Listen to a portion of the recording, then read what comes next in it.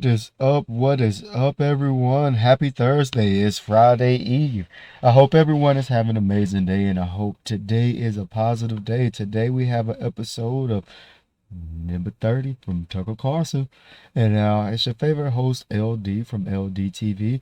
You can follow me here at LD003. That is my handle. So today we'll be watching Tucker Carlson live. He did post a video just 2 hours ago. That is only 2 hours ago. Episode 30.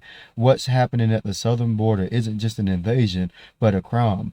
The politicians and NGOs responsible for it are criminals who should be punished accordingly. Now, Tucker Carlson, if you're not familiar, he used to be a newscaster or a news anchor for Fox News, and he left Fox News to become a newscaster, news anchor for himself, a complete independent, and has brought himself to the platform Twitter, which is now, well, formerly known Twitter, which is now X. I do a lot of reaction videos to Tucker Carlson. This is one of the things that I want to spend my time doing. Man, I'm just making sure I share as much as I possibly can that I do to make a difference in the world and to make a difference from within myself. And one of the things that does make a difference is bringing truth to the world.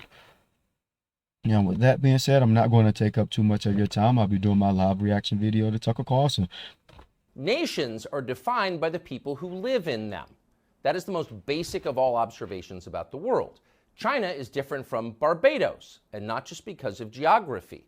Austria and Zimbabwe are both landlocked countries in the middle of large continents, but they are not the same. That's because their populations are different. If you have a country brimming with people who work hard, believe in Christianity and Western standards of fairness, and are willing therefore to settle their differences without violence, you will likely have a peaceful, prosperous nation. You will have Sweden 50 years ago, before millions of non-Swedes arrived. If, by contrast, you have a nation full of people, however friendly and cheerful they may be, who don't believe in any of that, who embrace tribalism rather than universal principles of justice, who think 40 hours a week is too much for a man to work, and who, for whatever reason, have low impulse control, then you will get a place like Congo, a country that has remained in a state of perpetual civil war since before most Americans were born. It's that simple. There's a reason the German sections of southern Brazil are affluent and orderly, while Amazonia is not. It's because of the people. This is obvious. No honest person denies it or has ever denied it. But in this moment of national madness that has gripped the United States, our leaders are pretending that none of it is true, although, of course, they know perfectly well that it is true. The result is a country, our country, that is changing faster than it ever has, but not through democratic means. Instead, by force, through waves of mass immigration that not a single American voted for. What's happening is a crime. It violates both federal law and the core precept of democracy, which is that citizens get to govern their own countries.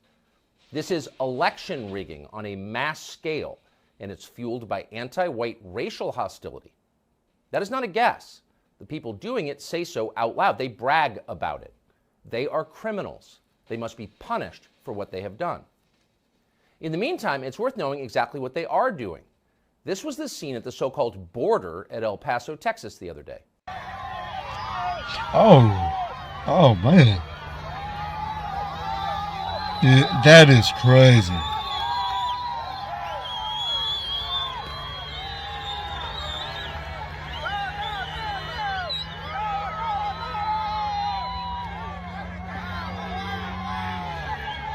No, they just let secure our border ASAP. That's your country man. being invaded. It will never be the same. Republicans in Congress, the Republican governor of Texas, do nothing as this happens. Democrats cheer it on. They know that America will soon be a one-party state, and they'll be in charge. Immigration is the reason. Todd Bensman joins us now from the border. He's a longtime journalist and the author of Oh, Todd Benchman. I literally just ran across Todd Benchman on X and I read one of his links. I'm going to drop it in the bio below and in the video link. the new book, Overrun, How Joe Biden Unleashed the Greatest Border Crisis in American History. Todd, thanks so much for joining us. Where are you? I am in Piedras Negras, which is Mexico, just across from Eagle Pass, Texas. This has been a red hot spot for illegal immigration for the last couple weeks. Who's coming across, do you think, and how? And just in case you're not familiar who Todd Bitzman is, he's been writing about what's going on in our border since about 2018, I would say. He even has a whole website about what's going on now. And he was able to tell us this from a long time ago. Many. Right now, immigrants from 160 different countries are crossing this border. These are going to be people from other than Mexico and other than Central America, really from all over the world, Middle Easterners, people from every country of Africa, and the numbers are absolutely stupendous. This mass migration crisis of the last 36 months, 30 plus months, broke every record in the national history books already.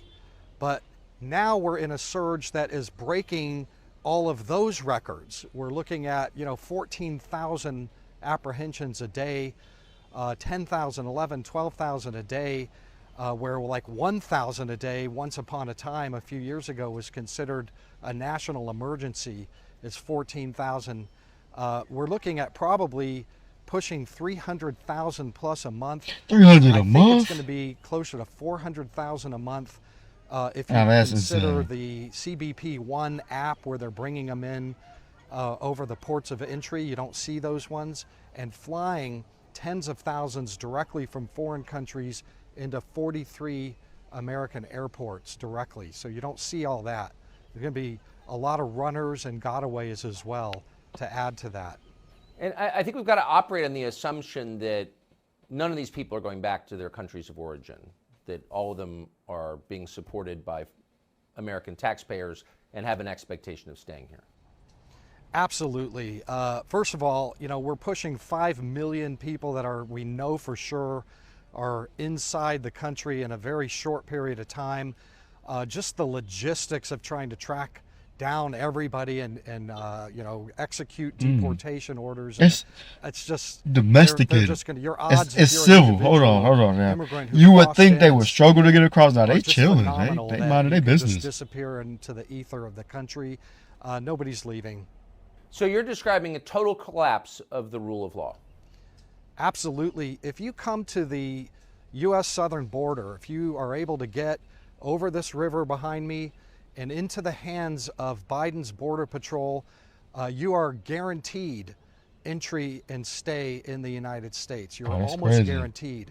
In addition to that, the administration has put together 3 or 4 different what they call lawful pathways that they are enabling people to cross, like kind of pre-legalized, pre-approved. They just kind of came up with this off the top of their heads, but like hundreds of thousands of foreign nationals are entering that way. 1 to 5 different ways that you can enter the country and successfully stay for a long term, because the whole calculus for the immigrants is, if I lay down $10,000 in smuggling fees, I want a return on investment. And that is entry and long-term stay so I can pay it back. And that is guaranteed right now. So Honduran villages are emptying out. Population transfers are happening right now from places like Cuba, Guatemala, African countries. People are coming, they're emptying out of their countries and coming through because there's a return on that smuggling investment to get here, because we are letting them in. We are deporting almost no one. We are detaining almost no one. I've interviewed thousands of these immigrants. On the other side at the bus station, you can find them with their papers 24 hours after they get caught crossing over here. They're stamped in and they're on a bus to New York City or wherever, all across the country.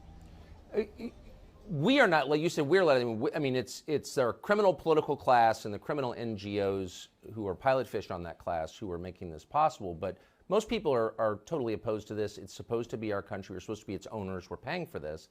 And I wonder, at an earlier age, you would of course see American men with their own rifles standing on the border stopping it.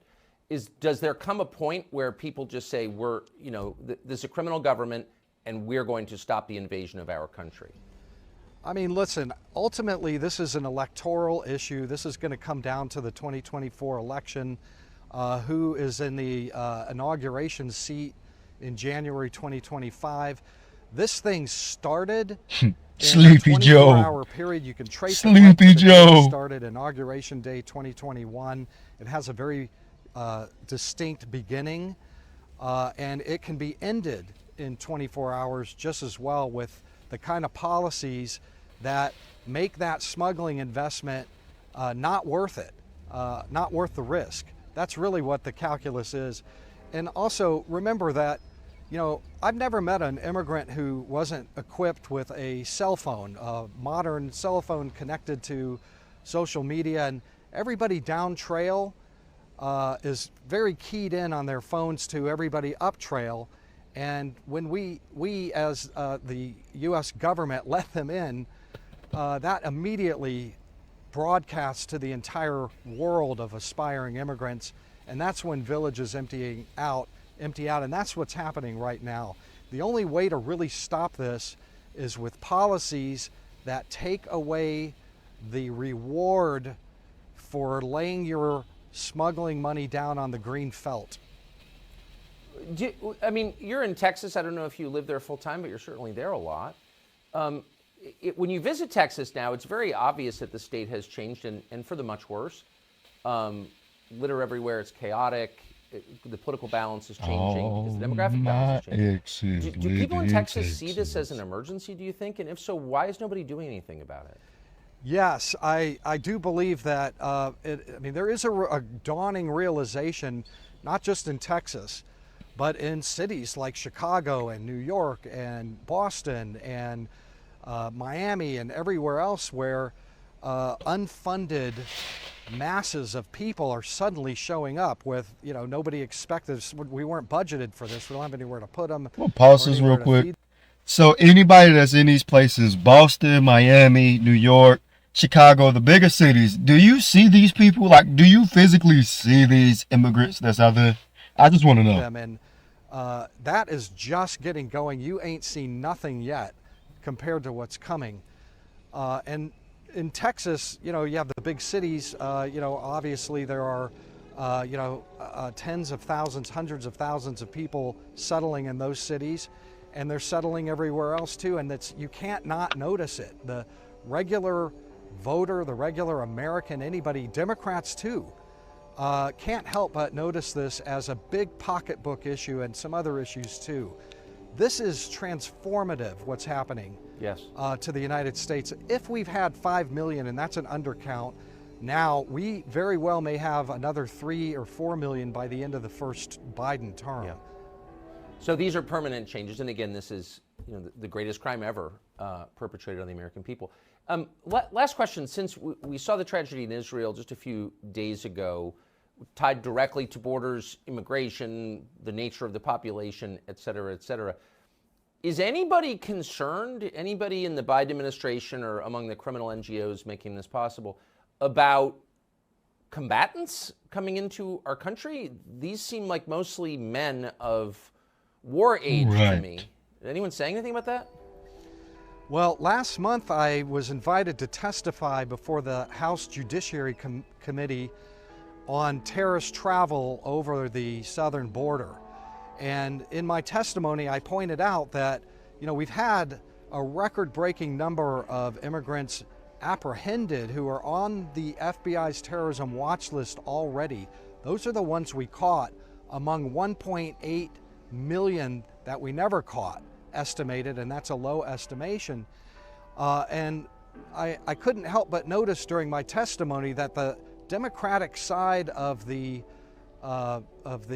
desk, the dais, they would withdraw and go into their cell phones and start looking at TikTok and Facebook, and they were not interested. Yeah. Almost kind of like the Israelis, maybe before this incredible, devastating attack by Hamas.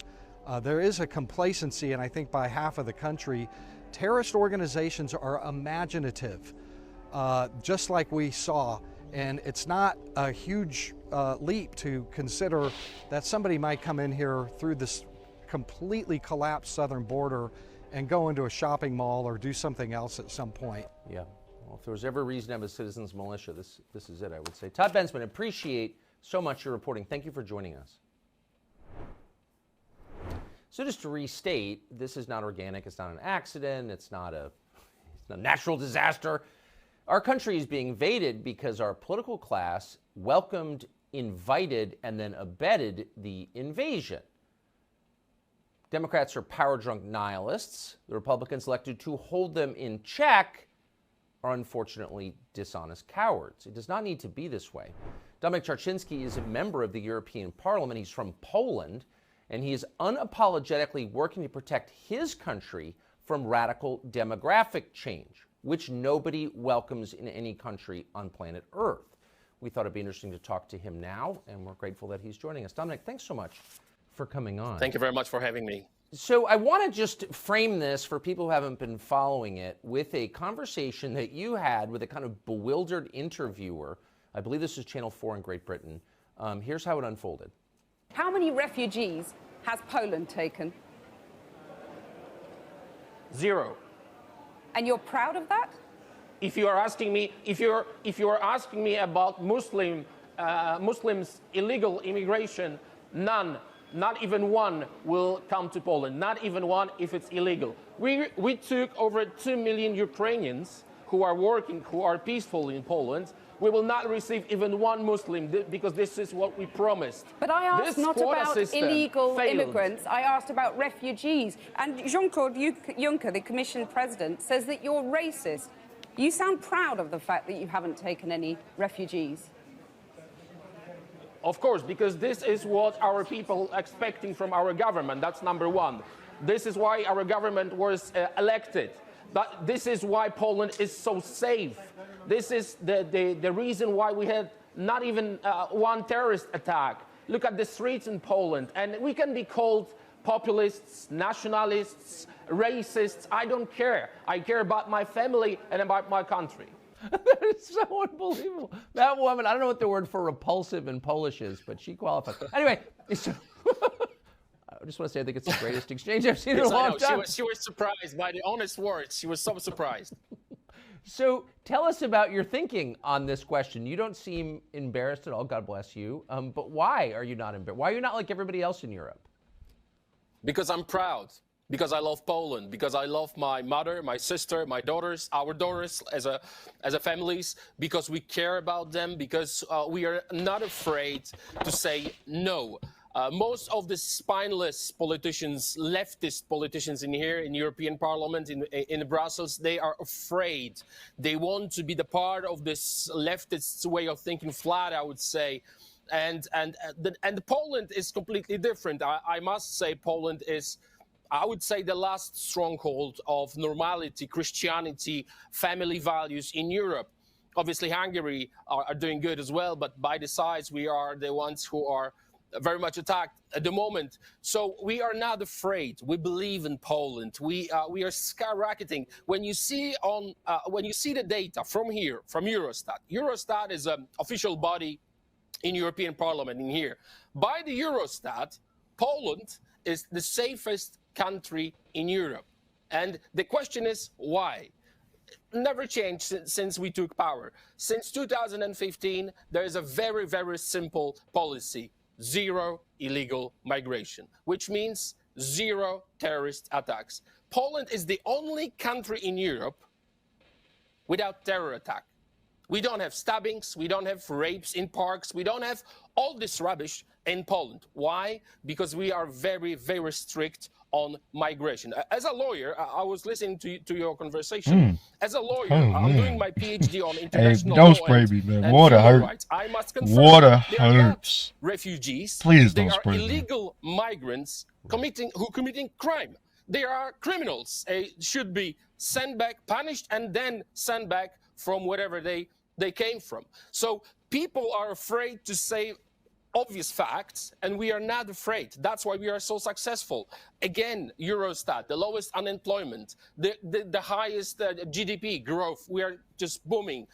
And the most important, one of the lowest debts in Poland, public debts. But the most important thing is zero illegal migration equals zero terror attacks. The safest place in Europe, Poland. That is why I've got this motto in here: be like Poland. I don't know if you can see it. That's my Yes, I personal motto can. because I'm so proud. I'm so proud of Poland. Look at the data and then answer yourself. Do you want to be like Poland, or you want to be like, unfortunately, some borders in Europe and in the United States? And I must say, President Trump was right about the wall. President Trump, you are an inspiration. Thank you for that. We Yeah, built thank the you, wall, Trump. and no one is able to come to Please Poland. build us Wall wall, is the y'all. part of our safety. So Please. President Trump Please. was right, but most of these leftists are too low to say yes, he was right. They would never admit it because they are wrong. So that's very simple. That's a common sense. That's nothing unusual for us, for Hey, Polish, Joker can't to be help but brave, laugh. to believe in our own nation, to love our families, to take care about our families and our country, and then think about someone else. That's so simple. It is so simple, but I asked you, why do you have this attitude that is unknown in the rest of the West? And you said, because I'm proud to be Polish. I have self-respect. I love my country. Yes. Is it no country in Europe, maybe in the world, suffered more than Poland did over the last 100 years from every direction, crushed, its population massacred? Why have the Poles emerged? Did they emerge from the 20th century with their self-respect intact, whereas Great Britain, obviously Germany, all of Western Europe, they hated themselves by the end, but the Poles didn't? Why? Because we suffered so much. You have to remember that Poland did not exist for 123 years. Yes. We were, because of the partitions, 123 years non-existence on the map, and our nation survived. Not only that, as you know, we were attacked on 1st of September 1939 by Germany. Yes. That's how the war started. Then 16 days later, on 17th, the same month, Russians attacked, and we were occupied after the war for 70 years by the Soviets. So we had to, once we freed our nation from the communism, we knew what the freedom is. We understood much better than others what it means to give up your freedom, to give up your land, to give up your culture. And now we are so homogenic society. We love it. We love our culture. We love our language. We love our food. We love our family values. We love everything what is about Poland because this is our land. No one is taking it from us anymore, and no one will ever take anything from that. That's why we don't want any Wahhabists in Poland. They will not be let in. We don't want any jihadists. We don't want any Hamas supporters in Poland or Hamas members. We know they're going to try to move throughout the world. So, as I said previously, and I keep repeating for years, not even one will come to Poland ever. I'm going to join you in I'm Warsaw. gonna pause real quick. Just listen to how he speaks about Poland. Like, he truly loves Poland. They love their country. They love their land. I wish Americans could just stop fighting about everything else and say, hey, maybe we should love America this way. For dinner at some point. I can't control myself. Last question. I'm going to. So, last question. What advice would you? So, in the United States, I know you're familiar with our system, but we have the Democratic Party effectively in charge of the government, but also industry runs our economy, unfortunately. And then we have this thing called the Republican Party, which is elected to push back and kind of keep them from going totally insane. They haven't done that because they're cowards. That's my view. What advice would you give Republican lawmakers now, a year out from an election, on this question of immigration? Be brave or you will not exist. Be brave. Believe in what you think. Believe in your values. Believe in family. Don't talk about it. Do it. As I said, President Trump built the wall. Poland built the wall. We are safe. It's so simple. You have to believe in yourself and be strong. This is war. This is not a joke. This is war. Actually, what is happening at the border is a hybrid war. And the war needs soldiers. So behave like a man, be a soldier, be responsible, and fight. Then you have a chance to win. Dominic Charczynski, that was an inspiring conversation, and I'm grateful that you joined us today. Thank you so much. I will see you Thank again. you very much for having me. Thank you. Thank you. Oh, man. Let me pause you right there. Go follow him at TuckerCarlson.com, man. Tucker Carlson is always bringing the best, I mean the best of the best content. I'm even going to send you a tweet right now. One day Tucker Carlson is going to respond. I'm going to send you a repost. Let's see. Tucker, listen, I really appreciate you. Thank you so much for everything that you do. I hope. Oh man, hold on.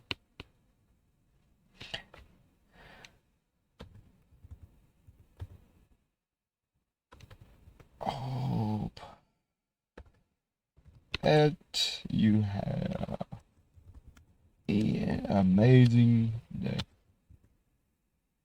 Alright, so that's Tucker Carlson live. I will be, whatever episode 31 is, we're going to see prayers for Israel, prayers for Palestine, prayers for all the innocent people killed, prayers for America, because these are military age men that are coming in, as we see. I can take you back to the video. Hold on.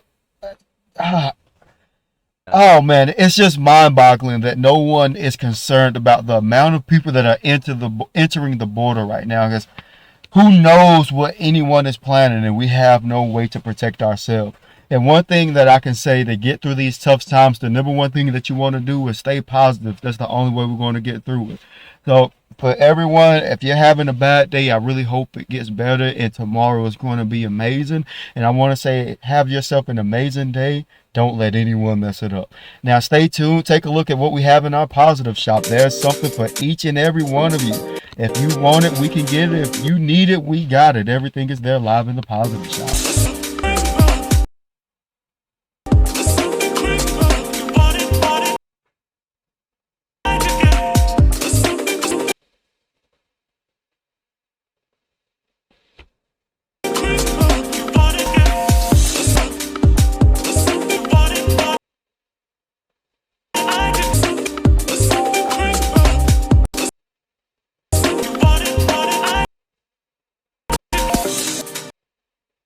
Always stay positive. Now, I'm going to leave you guys with this message. As I always like to say, I hope you have yourself an amazing day, and don't let anyone mess it up.